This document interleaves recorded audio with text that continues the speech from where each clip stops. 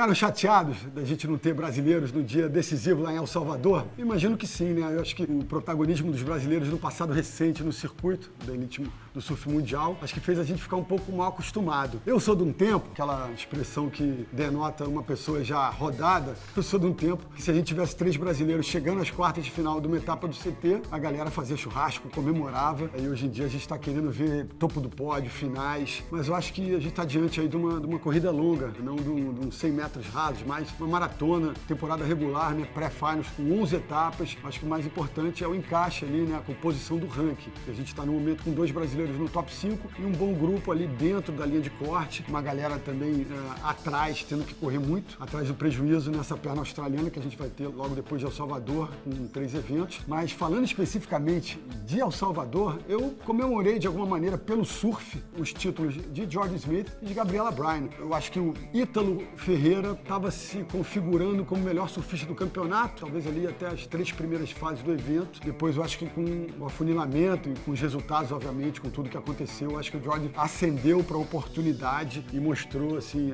as suas melhores armas. O cara não vencia uma etapa do CT desde lá de 2017, naquela final que ele fez em Bells contra o Kai Belli. Eu pensei lá no Barton Lynch em 95, quando ganhou o Rio Marathon Surf International contra o Sunny Garcia, que ele falou assim, abre aspas, I thought my winning days were over, ou seja, estava pensando que os meus dias de glória, de vitórias tinham acabado. E o Jordan, com 8 anos, né, desde o triunfo em Bells até agora em El Salvador, eu acho que ele pode ter passado isso pela cabeça dele. Um cara que ainda tem um surf que me encanta de alguma maneira, aquele estilo ultra polido que a gente conhece, e é o mais experiente, mais velho dos tops da elite mundial do masculino, com a saída do Slater, né? Ele nasceu em 1987, mas ele se mantém um cara com surf atual, com aquela polidez, com aquele estilo que eu acho muito maneiro de assistir, mas que ainda tem um repertório de manobras contemporâneo, não tem nem muita modificação. Talvez ele fosse um cara à frente do seu tempo, quando ele entrou no Tour em 2008, e ele se mantém atual, muito embora tenha sido eclipsado pela luz, pela força dos brasileiros, né, nos últimos 10 anos, 7 títulos brasileiros, 3 do John Flores, e o Jordan, vice-campeão em 2010 para o Slater, né, no 10º título do Slater, e vice-campeão para o John Flores em 2016, então ele chega 2 vezes perto do título mundial, mas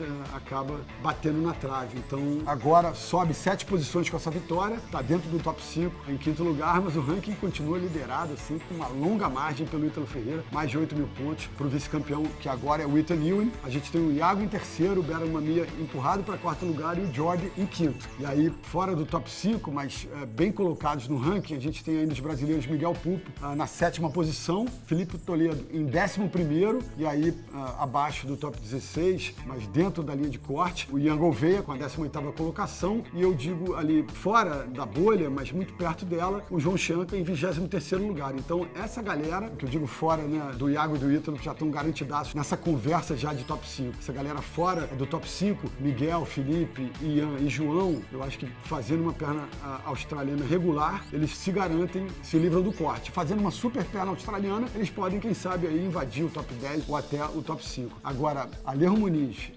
David Silva, Samuel Pupo, que realmente irreconhecível, um cara que a gente imaginava que fosse chegar nessa temporada, né, depois de um lindo ano no Challenge ano passado, figurando na primeira folha do ranking e tá lá atrás, praticamente nas últimas colocações do ranking. Samuca em 32º e Edgar Gross em 33º. Então essa galera vai ter que, de fato, chegar junto demais. É de 5º para cima que essa turma precisa lá na Austrália. Então muita coisa vai acontecer, a gente torce para que eles consigam se recuperar, para que a gente tenha um pelotão forte se livrando do corte. Mas é muito provável que alguns fiquem pelo caminho, porque é um corte severo.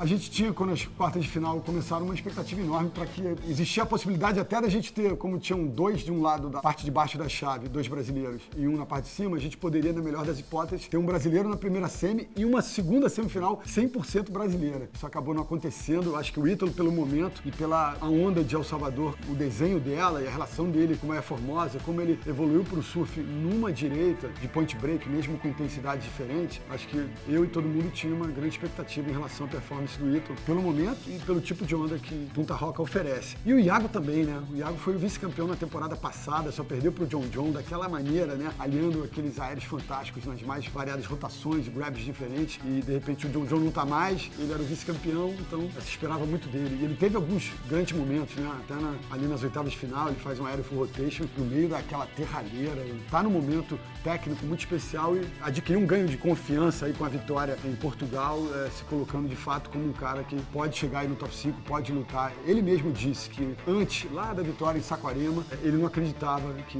pudesse chegar próximo de uma disputa de título mundial. E depois da vitória de Saquarema e agora com esse amadurecimento, já ter batido na trave ali do Finals, eu acho que agora ele se sente merecedor de estar nessa conversa de título mundial e que ele possa ter uma grande perna australiana para não só solidificar o posicionamento dele no top 5, mas quem sabe até evoluir. Eu tenho que falar talvez a bateria que tenha mais dado motivos para manifestações nas redes sociais diante do que eu enxergo como uma certa, não incoerência, mas aquela questão meio a solidez versus a progressividade. Não que o Alejo tenha dado aéreos, mas assim, vamos lá, bateria Cole Houshman e Alejo Muniz, oitavas de final. O Alejo não estava muito bem no ranking, não tinha ainda passado, nem chegado nessa fase e agora tinha a possibilidade de chegar às quartas de final, avançando das oitavas. Fez uma bela bateria, uma bateria eletrizante. Eu acho que a questão foi um pouco a disparidade, né? Eu acho que no final das contas, vou dar na lata logo a minha opinião, eu acho que o Cole ganhou a bateria. Eu senti assim, o 8,5 foi um pouco exagerado. E aí eu acho que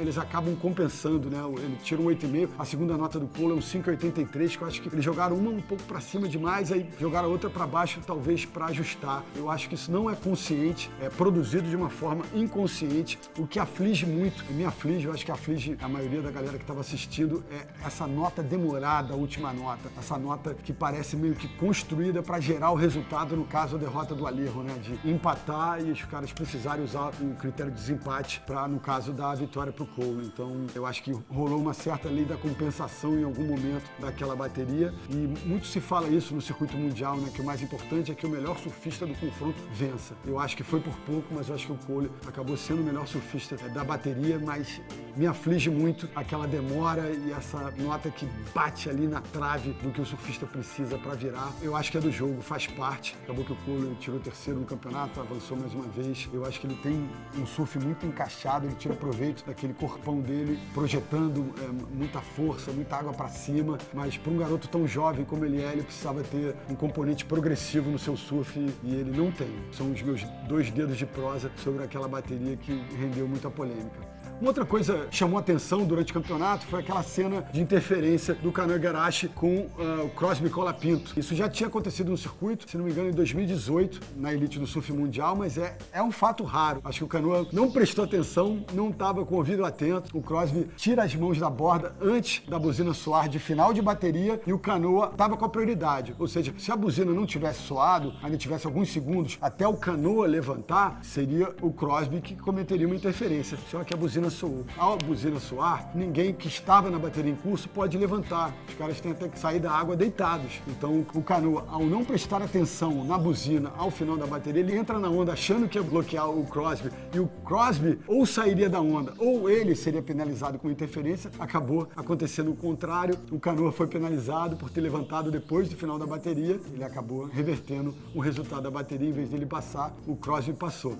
Durante o campeonato, muita gente, eu me incluo nessa turma, que comparou a onda de Punta Roca com Jeffreys Bay. E eu acho que a gente dá para comparar Punta Roca, por exemplo, até com Tressos em alguns momentos, só que Tressos com anabolizante. E Jeffreys também em outros, não em todos. E o Jordy, que é um cara meio marrentão, meio azedo, quando a galera falava disso, ele disse algumas oportunidades que não concordava. Mas depois daquele 8,5, depois de 2 tubos na onda, talvez depois até de ganhar o campeonato na final com o sul-africano, que é local de Jeffreys Bay, lembrando que o Jordy é lá de Durban, né? Claro que tem uma longa experiência em Jeffreys por ser sul-africano. Mas convenhamos, né? Claro que não é idêntica. É outra configuração geográfica, até do fundo, né? Diferente, né? Punta Roca tem aquelas rochas, né? Cobblestone, como os caras falam em inglês, muito parecidas com as de Tressos, né? A bancada de Jeffreys é feita geologicamente de outra coisa, né? Mas a linha da onda, a gente, em alguns momentos, lembra sim muito. Só que com a diferença que eu acho radical pra caramba, que é a água quente, né? Então isso faz Punta Roca ser de outro planeta, quase se fosse uma onda de um universo paralelo em relação a Jeffers Bay.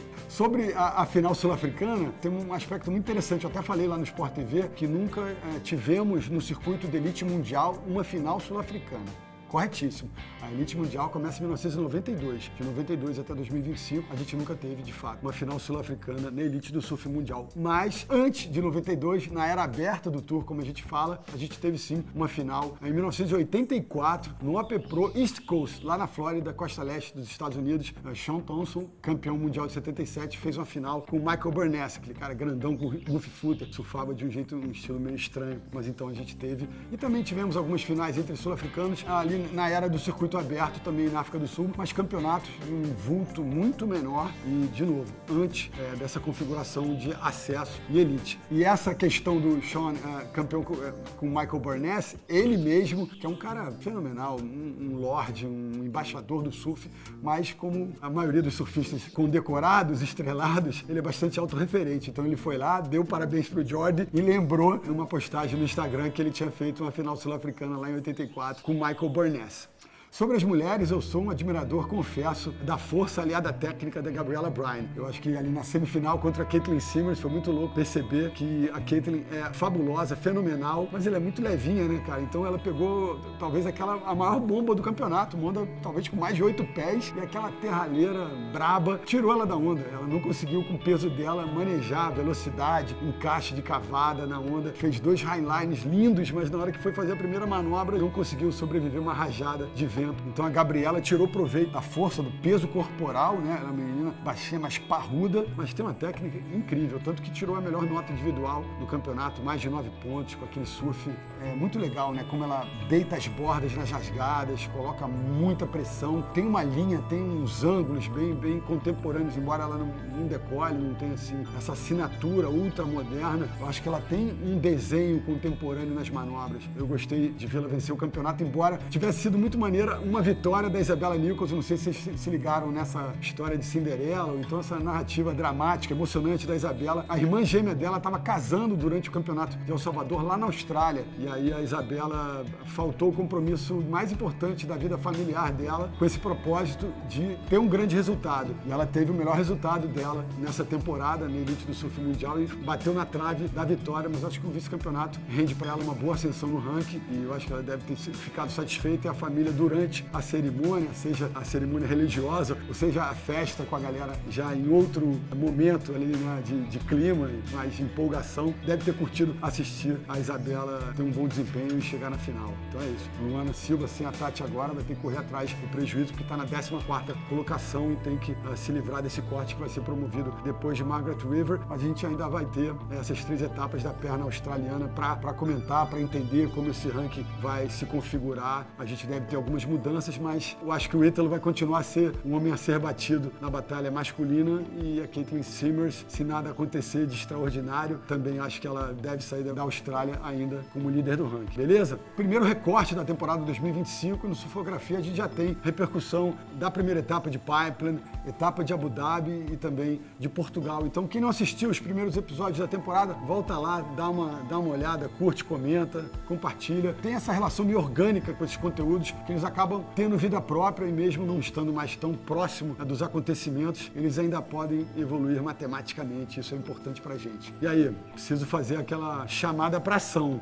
O Surfografia tá aí na luta para ganhar mais audiência, para evoluir. A gente precisa dos números, a gente precisa do engajamento de vocês. Então quem já não é assinante do canal, vai aí, assina o canal, ative as notificações, divulga nosso conteúdo aí nas redes sociais, principalmente nos grupos de WhatsApp, né, que eu acho que é um fórum que serve muito pra gente divulgar esse tipo de conteúdo. Eu sei que todo mundo que pega onda acaba tendo os grupos, né, de surf entre amigos, então é legal que vocês façam isso pelo Surfografia para que nosso conteúdo chegue mais longe e a gente possa evoluir nessa caminhada. Valeu? É isso. Aloha, até a próxima.